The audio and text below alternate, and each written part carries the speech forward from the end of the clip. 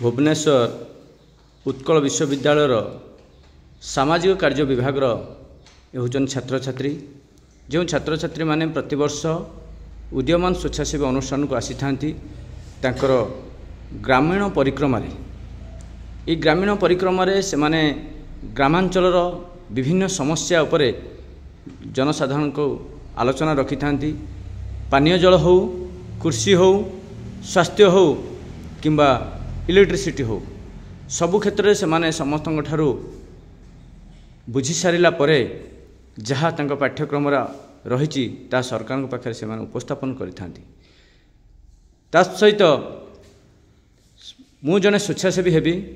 मोर समाज प्रति कौन दायित्व रही, कि प्रकार कर्तव्य साधन कले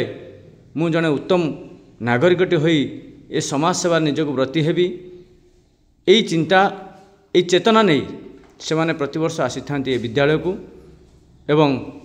तांकर पाठ्यक्रम अनुसार एठी तांकर प्रैक्टिकल परीक्षा चले एवं एठु जहाँ से माने शिक्षा लाभ करती ताकू तांको कैंपस रे पहुँची सारा परे से कथा को सेठी उपस्थापन करते से हिसाब से किसी मार्क मिलता है, जाफल आगामी भविष्य रे से मार्क तांकर कार्य लगी था एवं से सफलतार शीर्ष में पहुँची था। एणु उदीयमान परिवार तरफ आज आम अनुष्ठान वरिष्ठ उपदेष्टा श्रीजुक्त कान्हचरण साहू सार एवं शिक्षाविद गांधीवादी गांधी प्रचारक श्रीजुक्त रामचंद्र शुक्ल सार महोदय छात्र छात्री मान शुभेच्छा शुभ अभिनंदन जनाऊँ ये प्राथमिक कार्यक्रम रे। तेबे आम समस्त उज्जवलमय भविष्य कामना करी आगू जावा। जय जगन्नाथ, वंदे उत्कल जननी।